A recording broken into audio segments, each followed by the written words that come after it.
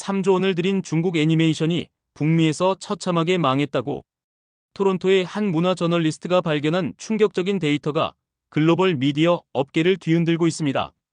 지금 이 순간 전 세계 극장에서 믿을 수 없는 일이 벌어지고 있습니다. 캐나다인들이, 미국인들이, 유럽인들이, 그리고 브라질을 포함한 남미 사람들까지 한국어 가사를 외우며 극장으로 달려가고 있습니다. 더 글로브 앤 메일 아치의 소피아 기자는 토론토 한복판에서 그 광경을 목격했습니다. 수천 명이 자발적으로 한국어로 합창하는 순간 그녀의 등골이 오싹해졌죠. 같은 주말 두 개의 아시아 애니메이션이 북미에서 정면 충돌했습니다. 한국 작품은 1,700개 극장에서 277억 원을 벌어들이며 넷플릭스 역사를 다시 썼고, 중국 대작은 2,500개 극장에서 단 21억 원으로 올해 최악의 참사를 기록했습니다.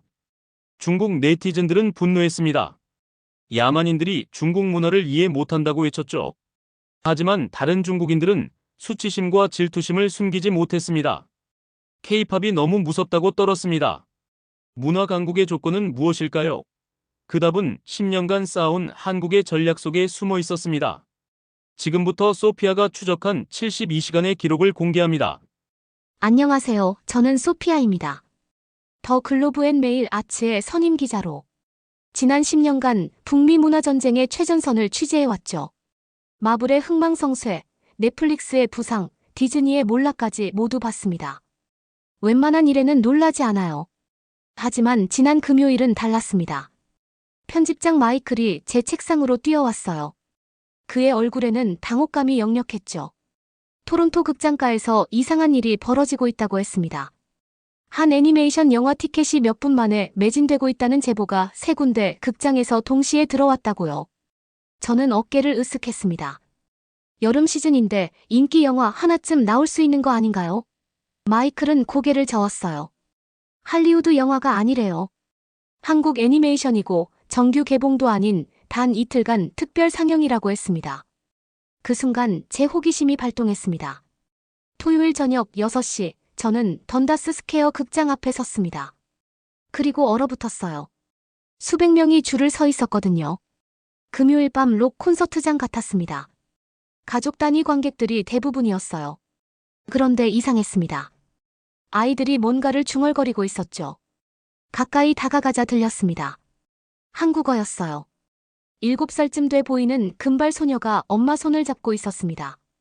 아이는 눈을 감고 열심히 뭔가를 외우고 있었어요. 엄마가 스마트폰을 들고 발음을 교정해주고 있었죠. 저는 넋을 잃고 그들을 지켜봤습니다. 극장 로비는 아수라장이었습니다. 매표소 앞에는 표를 구하지 못한 부모들이 몰려 있었어요. 한 아버지는 목소리를 높이고 있었죠. 딸이 2주 동안 이 영화만 기다렸다며 어떻게든 표를 구해달라고 애원했습니다. 저는 극장 매니저 제임스를 찾아갔습니다. 그는 20년 경력의 베테랑이에요. 마블 어벤져스 개봉도 관리했던 사람이죠. 하지만 지금 그의 얼굴은 완전히 혼란스러워 보였습니다. 제임스가 말했습니다. 오전 10시에 예매가 시작됐는데 10분 만에 주말 전체가 매진됐다고요. 이런 건 처음이래요. 심지어 아바타 개봉 때도 이 정도는 아니었다고 했습니다. 지금 본사에 긴급 연락해서 추가 상영을 요청했대요. 저는 로비를 둘러봤습니다. 벽면에 포스터가 붙어 있었어요. 형광봉을 든 아이들, 화려한 색감의 캐릭터들. 그런데 영어와 한국어가 섞여 있었죠. 이건 분명 한국 작품인데 북미 관객들이 미친 듯이 몰리고 있었습니다. 제 옆에서 10대 소녀 둘이 대화하고 있었어요. 한 명이 말했습니다. 진우 나오면 소리 질러야 해. 친구가 웃으며 대답했죠. 당연하지. 나 이미 3번 봤는데 매번 온다니까. 3번이요? 같은 영화를요? 저는 그 순간 깨달았습니다. 이건 단순한 흥행이 아니에요. 뭔가 훨씬 더 큰 현상이 토론토에서, 아니, 북미 전역에서 일어나고 있다는 걸 말이죠. 제 기자 본능이 소리쳤습니다. 이건 특종감이다. 일요일 아침 6시, 저는 사무실로 직행했습니다. 토요일 밤 극장에서 본 광경이 머릿속을 떠나지 않았거든요. 커피 한 잔을 들고 컴퓨터 앞에 앉아 박스오피스 데이터를 열었습니다. 화면에 뜬 숫자를 보는 순간 저는 커피를 쏟을 뻔했어요. 북미 주말 박스오피스 첫 번째, 그 한국 애니메이션이 정상을 차지하고 있었습니다. 1700개 극장에서 2천만 달러, 한화로 약 277억 원의 수익을 올렸더군요. 3600개 극장에서 개봉한 할리우드 블록버스터들을 모두 제쳤어요.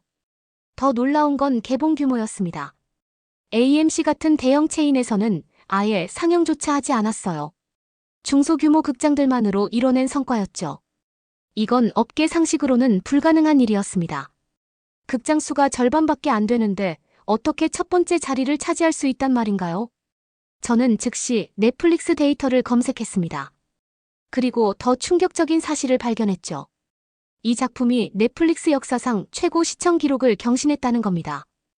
2억 3,600만 회 조회수로 2021년 레드 노티스를 제쳤어요. 레드 노티스는 라이언 레이놀즈, 드웨인 존슨, 겔 가돛이 출연한 할리우드 최고 스타들의 영화였습니다. 제작비만 2천억 원이 넘었죠. 그 기록을 애니메이션 한 편이 깨버린 겁니다. 손가락이 자동으로 움직였습니다. 빌보드 차트를 열었어요. 그리고 제 눈을 의심했습니다. 이 영화의 사운드 트랙 4곡이 동시에 빌보드 핫백 탑10에 진입해 있었거든요. 골든이라는 곡은 2번째 자리까지 올라갔더군요. 유아이돌은 4번째, 소다압은 5번째였습니다. 한 영화에서 4곡이 동시에 탑10이라니요. 빌보드 역사를 뒤져봐도 이런 케이스는 찾을 수 없었습니다. 저는 의자에 등을 기댔습니다. 10년간 이 업계를 지켜봤지만 이런 경우는 처음이었어요. 박스오피스, 스트리밍, 음악 차트를 동시에 석권하는 작품은 본 적이 없었습니다. 마블도 디즈니도 이런 기록은 세우지 못했죠. 심지어 아바타나 어벤져스 같은 역대급 블록버스터들도 음악 차트까지 장악하진 못했거든요. 제 머릿속에서 경보음이 울렸습니다. 이건 단순한 흥행이 아니에요. 뭔가 훨씬 더 큰 현상이 벌어지고 있었습니다. 문화시장의 판이 뒤집히고 있다는 신호였죠. 저는 더 깊이 파고들기로 결심했습니다. 박스오피스 데이터를 분석하던 중 제 손이 멈췄습니다. 같은 주말 또 다른 아시아 애니메이션이 북미에 상륙했더군요. 중국의 너자2 영어 더빙 버전이었습니다. 검색 결과가 화면을 채웠습니다. 중국 내 흥행 3조 366억 원. 스타워즈를 제친 글로벌 박스오피스 5번째. 아카데미 수상자 양자경의 영어 성우 참여. 중국 정부가 국가적 자부심을 걸었던 프로젝트였죠. 북미 개봉 규모가 눈에 들어왔습니다. 2,500개 극장. 한국 애니메이션보다 800개나 많았어요. 그런데 주말 수익은 150만 달러, 한화로 21억 원이었습니다. 저는 계산기를 두드렸습니다. 한국 작품은 1,700개 극장에서 277억 원. 중국 작품은 2,500개 극장에서 21억 원. 극장당 수익으로 따지면 한국이 13배 높았습니다. 버라이어티는 이를 올해 최악의 흥행 참사라고 보도했어요. 월요일 저녁 저는 차이나타운 극장으로 향했습니다. 직접 확인하고 싶었거든요. 오후 7시 상영이었습니다. 주중이긴 했지만 저녁 황금 시간대였죠. 극장 로비는 고요했습니다. 대형 포스터만 덩그러니 걸려 있었어요. 매표소 직원은 지루한 표정으로 핸드폰을 들여다보고 있었습니다. 표를 끊자 그가 놀란 듯 저를 쳐다봤어요. 200석 규모 상영관 문을 열었습니다. 불이 켜진 객석에는 단 3명뿐이었어요. 앞줄에 중년 남성 1명, 뒤쪽에 젊은 커플. 그게 전부였습니다. 저는 중간쯤에 자리를 잡았습니다. 영화가 시작됐습니다. 화려한 중국풍 애니메이션이 펼쳐졌죠. 제작비가 아깝지 않은 퀄리티였어요. 하지만 상영관은 침묵이었습니다. 박수도 웃음도 감탄사도 없었죠. 중간에 커플이 조용히 자리를 떠났습니다. 엔딩 크레딧이 올라갔습니다. 이제 남은 건 저와 그 중년 남성뿐이었어요. 불이 켜졌습니다. 저는 그에게 다가갔습니다. 그는 중국계 캐나다인 왕 씨였습니다. 조국의 영화를 응원하러 왔다고 했어요. 영화는 어땠냐고 묻자 그는 잠시 망설였습니다. 솔직히 기대만큼은 아니었다고 했죠. 극장에 사람이 없어서 더 슬펐다고 덧붙였습니다. 사무실로 돌아와 중국 언론을 검색했습니다. 그리고 경악했어요. 중국 매체들은 북미 흥행이 호조세라고 보도하고 있었습니다. 실제로는 텅 빈 극장인데 말이죠. 신화닷컴 기사 제목이 눈에 들어왔습니다. 너자2 영어 더빙판, 북미에서 여전히 선전. 댓글에는 중국인들의 자축이 가득했어요. 우리 문화가 세계를 정복하고 있다는 환호였죠. 저는 스크롤을 내렸습니다. 그런데 아래쪽 댓글들은 달랐어요. 한 중국인이 썼습니다. 기사와 현실이 너무 다르다고요. 자신이 LA에서 직접 봤는데 극장이 거의 비어 있었다고 했습니다. 저는 그 순간 깨달았습니다. 이건 영화 흥행의 문제가 아니에요. 진실과 거짓의 싸움이었고 개방과 폐쇄의 대결이었으며 무엇보다 두 나라 문화 전략의 정면 충돌이었습니다. 화요일 아침 동료 제니퍼가 제 책상으로 뛰어왔습니다. 중국 소셜미디어가 난리라며 노트북을 들이밀었어요. 화면에는 중국어 댓글들이 폭포수처럼 쏟아지고 있었습니다. 첫 번째 댓글이 눈에 들어왔습니다. 야만인들은 중국 문화를 이해하지 못한다. 제니퍼가 번역해줬어요. 북미 사람들의 지식 수준이 낮아서 복잡한 중국 문화를 이해할 수 없다는 내용이었죠. 두 번째 댓글은 더 공격적이었습니다. 한국이 또 중국 문화를 훔쳐갔다는 주장이었어요. K-팝 데몬 헌터스가 중국 신화를 도용했다는 거였죠. 증거도 없이 말입니다. 하지만 스크롤을 내리자 분위기가 달라졌습니다. 다른 중국인이 첫 번째 댓글에 반박했어요. 미국인의 문화적 이해력이 세계 최고 수준이라는 걸 이번 일이 증명했다고요. 문제는 북미인들이 아니라 우리 콘텐츠라고 썼습니다. 제니퍼와 저는 댓글들을 더 파고들었습니다.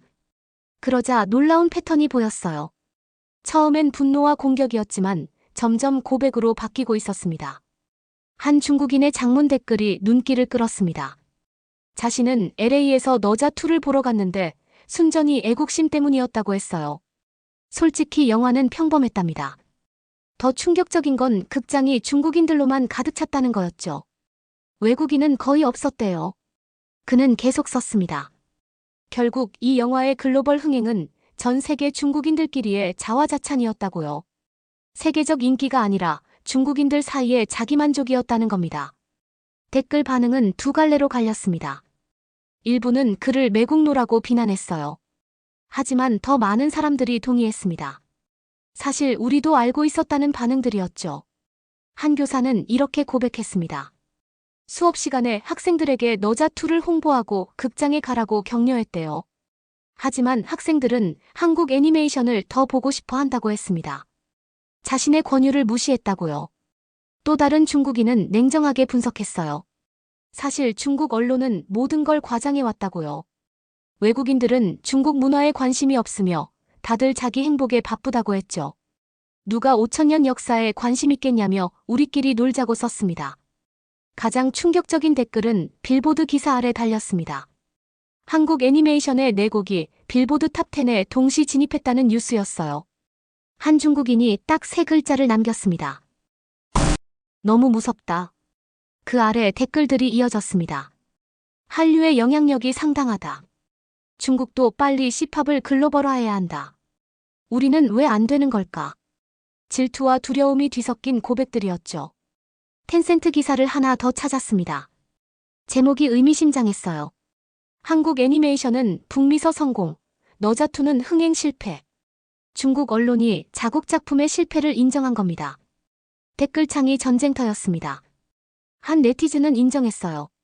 한국 작품이 사람들을 더 쉽게 감염시킨다고요. 분위기가 좋고 쉽게 받아들여진다고 했습니다. 젊은이들은 현대 유행 문화를 더 좋아하는 게 당연하다고 덧붙였죠. 저는 모니터를 응시했습니다. 중국이 무너지고 있었어요. 분노 뒤에 숨은 건 질투였고 공격 이면에는 두려움이 있었습니다. 그들은 알고 있었어요. 이미 승부가 났다는 걸 말이죠. 수요일 저녁 저는 다시 토론토 극장으로 향했습니다. 이번에는 특별 싱어롱 이벤트가 열린다는 소식을 들었거든요. 관객들이 영화를 보면서 함께 노래를 부를 수 있도록 가사 자막이 제공된다고 했어요.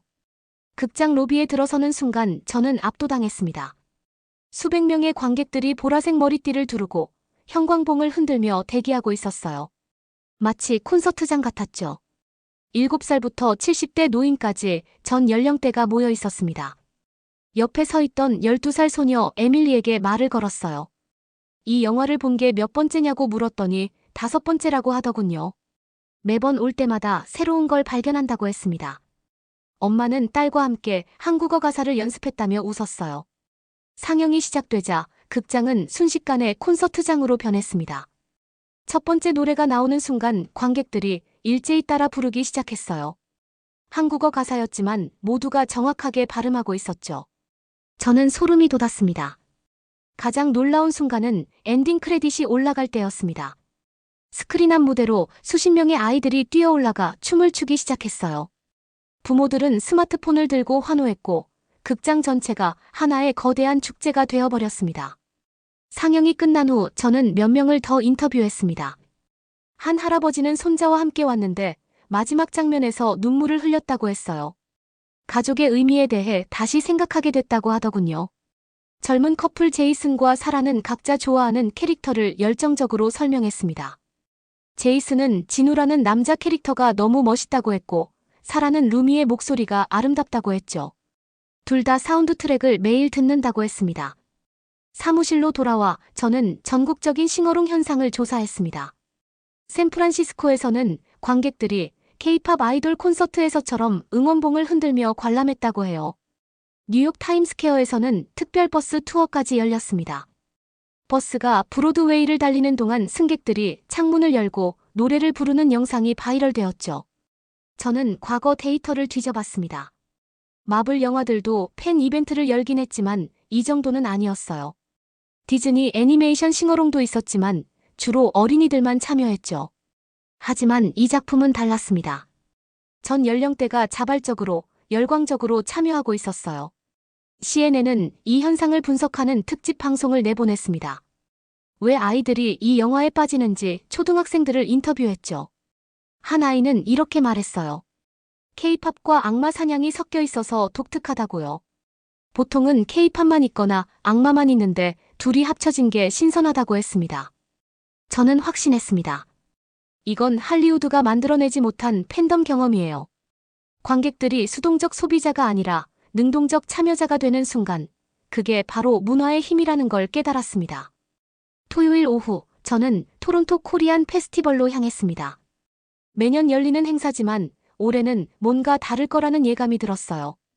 지난 일주일간 목격한 현상들이 이곳에서도 나타날 것 같았죠. 행사장에는 수천 명의 인파가 몰려 있었습니다. 한국 음식 부스와 전통 공예품 판매대가 늘어서 있었고 중앙 무대에서는 공연 준비가 한창이었어요. 저는 사람들 사이를 걸어다니며 분위기를 살폈습니다. 오후 3시쯤 행사장 대형 모니터에서 갑자기 음악이 흘러나왔습니다. 그 애니메이션의 사운드 트랙이었어요. 처음에는 배경음악으로 틀어주는 건가 싶었죠. 그런데 놀라운 일이 벌어졌습니다. 모니터 앞 사람들이 하나둘씩 따라 부르기 시작한 거예요. 순식간에 수백 명으로 늘어났습니다. 한국 음식을 먹던 사람들도, 부스를 구경하던 사람들도 모두 멈춰서서 노래를 불렀어요. 저는 주변을 둘러봤습니다. 한국인들만이 아니었어요. 백인, 흑인, 히스패닉, 남아시아계 등 다양한 인종의 캐나다인들이 함께 한국어로 합창하고 있었습니다. 발음이 완벽하지 않아도 모두가 열정적이었죠. 15살쯤 돼 보이는 백인 소년 제이크는 완벽한 한국어로 노래를 불렀어요.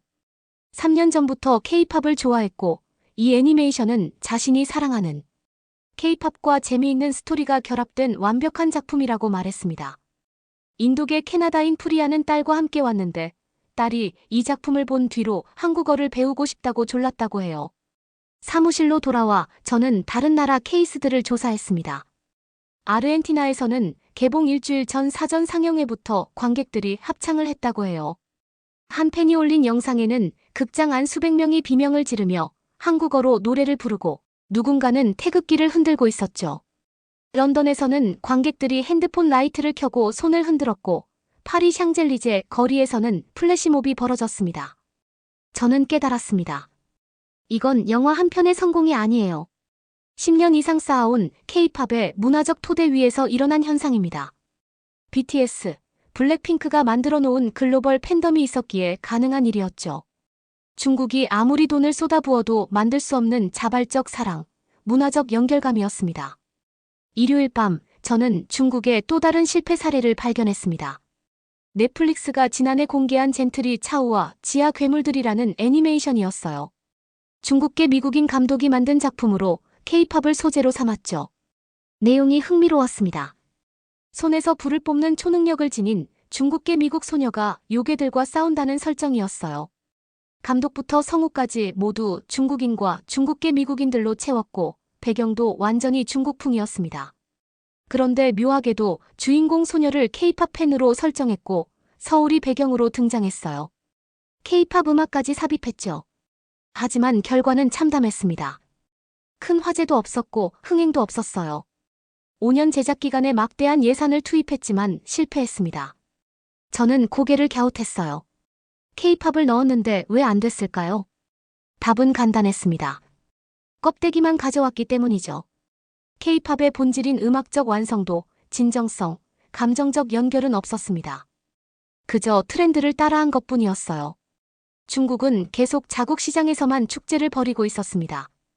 최근 랑산 괴물들이라는 애니메이션이 개봉 16일 만에 1944억 원을 기록했다고 자축했어요. 중국 전통 괴물들과 현대적 코드를 결합했다며 대단한 성과라고 홍보했죠.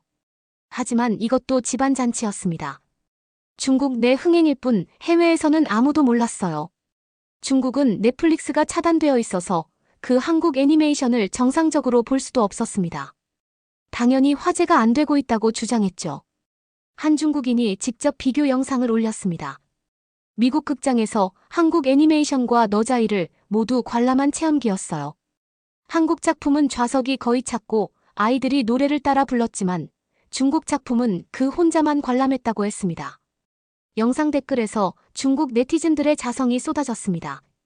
한국 문화 수출은 매우 성공적이다. 젊은이들이 현대 유행 문화를 더 좋아하는 건 당연하다. 중국은 여전히 틀 안에 갇혀 있다는 반응들이었죠. 한 교사는 수업 시간에 학생들에게 너자이를 홍보했지만 학생들은 한국 애니메이션을 더 보고 싶어 한다고 고백했습니다. 저는 전략의 핵심 차이를 정리했습니다. 한국은 글로벌 언어로 말했어요. K-팝이라는 보편적 음악 언어, 가족과 정체성이라는 보편적 주제, 누구나 공감할 수 있는 감정으로 접근했죠. 반면 중국은 자국 문화를 강요했습니다. 중국 신화, 중국 전통, 중국 가치관을 이해하라고 요구했어요.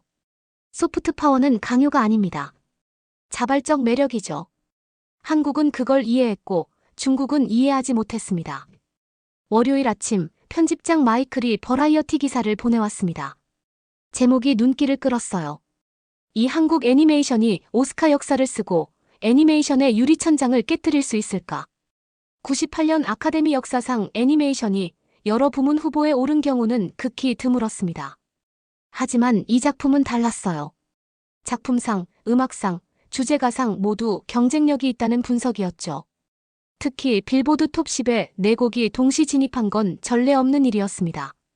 루미네이트 보고서를 확인했습니다. K-팝 스트리밍이 6월 1억 5천만 회에서 지금 3억 회로 2배 증가했더군요.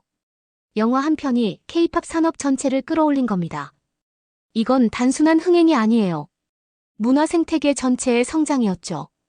저는 일주일간의 취재를 정리하기 시작했습니다. 왜 한국이 이겼을까요? 왜 중국은 3조 원을 쏟아부었는데도 실패했을까요? 첫 번째, 진정성이었습니다. 한국은 자신들의 이야기를 했어요. K-팝 아이돌의 삶, 정체성 고민, 꿈을 향한 열정 같은 보편적 주제였죠. 중국은 자국 신화와 전통을 포장해서 팔려고 했습니다. 관객들은 진짜와 가짜를 구분할 줄 압니다.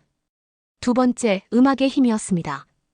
한국은 10년 넘게 K-팝으로 글로벌 팬덤을 구축했어요. BTS, 블랙핑크가 쌓아 올린 신뢰가 있었기에 이 작품도 자연스럽게 받아들여진 겁니다.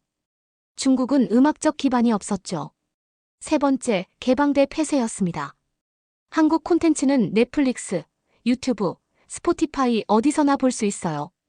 중국은 자국 시장을 폐쇄하고 넷플릭스를 차단하면서 글로벌 성공을 바랐습니다. 모순이죠. 네 번째, 팬덤 존중이었습니다. 한국은 팬들을 능동적 참여자로 대했어요. 싱어롱 이벤트가 대표적이죠. 중국은 관객을 수동적 소비자로만 봤습니다. 다섯 번째, 보편성이었습니다.